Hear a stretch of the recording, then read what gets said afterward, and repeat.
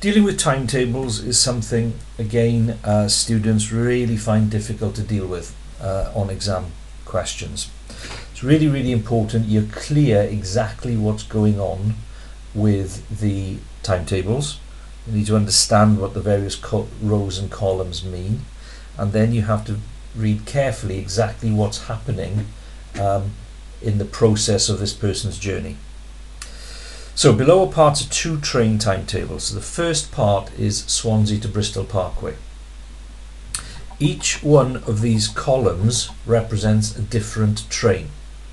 One leaving Swansea at 28 minutes past 10. One leaving Swansea at 10:55, another 11:28 and another 11:55. So I've got 1, 2, 3, 4 different trains on this timetable. And then each row is a station on the way on the route for that train. So this here would be the time that the 10:28 from Swansea arrived at Port Talbot. This here would be the time the 11:28 from Swansea arrived at Cardiff, and so on. Then we come to this part of the timetable, which is a different set of trains, because these trains are going from Bristol Parkway to Sheffield.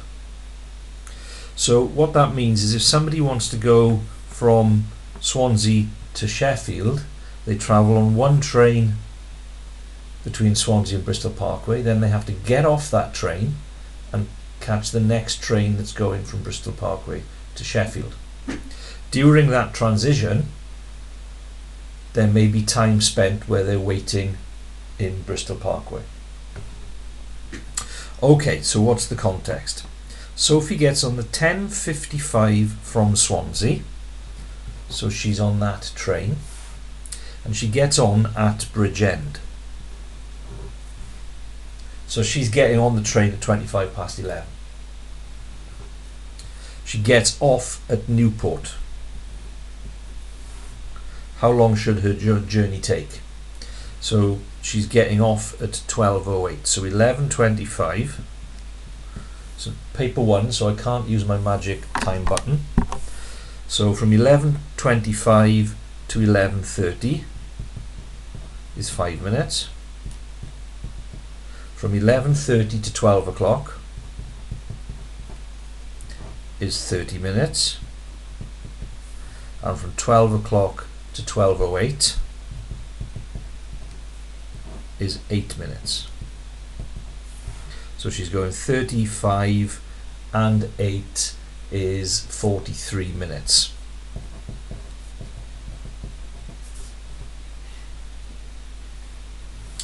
So that's how long her journey should take.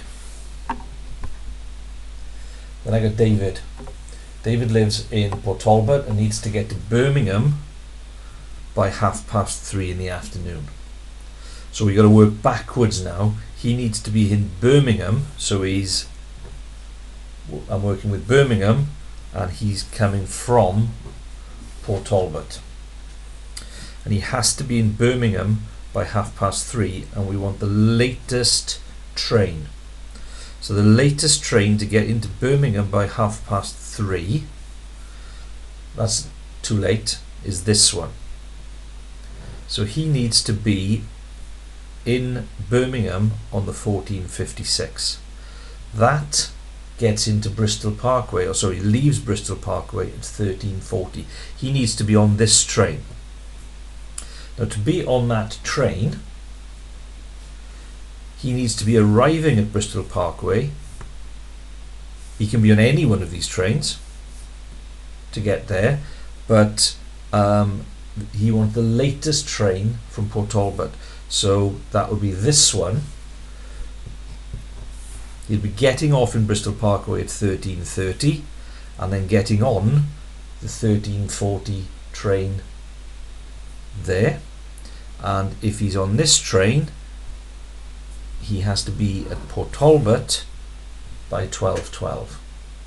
So he gets on it at 12:12, he gets off at Bristol Parkway at 13:30, he gets on the 13:40, which means he gets to Birmingham by 14:56. So the latest train he can catch from Port Talbot is the 12:12. How long should he have to wait at Bristol Parkway?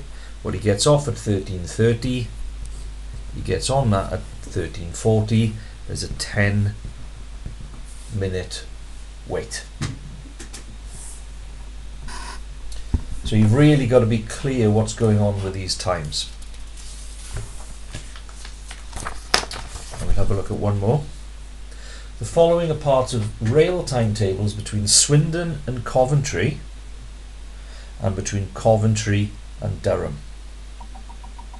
So again, each column is a different train, and the trains in this part are different trains, so those ones.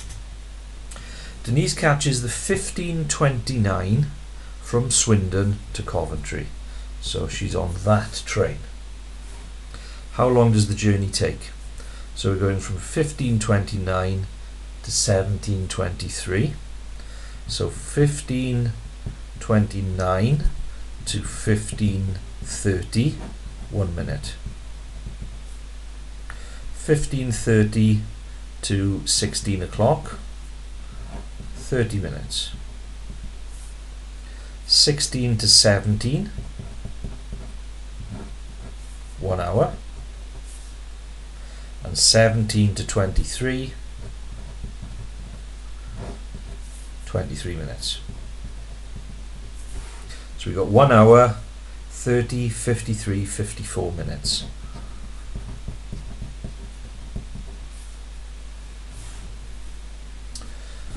John arrives at Reading station at 14:55. He travels on the next train to Coventry for a meeting which, including the walk to and from the station, takes a total of 1 hour and 20 minutes. He then catches the next train to Durham. When does he arrive at Durham? So he arrives at Reading station at 14:55, which means he can get on this train. So he's on that train which leaves Reading at 15:11. 15:11 gets into Coventry at 16:22. So he travels on the next train to Coventry for a meeting which, including the walk to and from the station, takes a total of 1 hour 20 minutes. So he's back in the train station an hour and 20 minutes after that, and then needs to catch the next train to Durham. So arrives at Coventry at 16:22.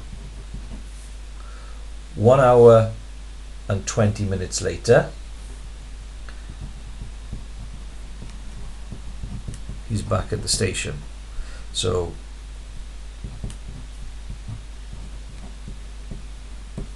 that would be 17:42. And then he wants to catch the next train to Durham. So we're looking at Coventry station. The next train after 17:42 is 17:49.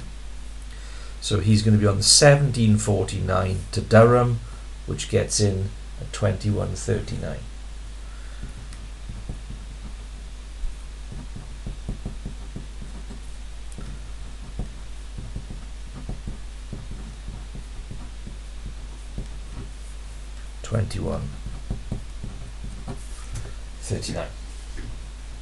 So there's lots of little steps and processes you've got to deal with when answering a question like that, and that's what people find difficult.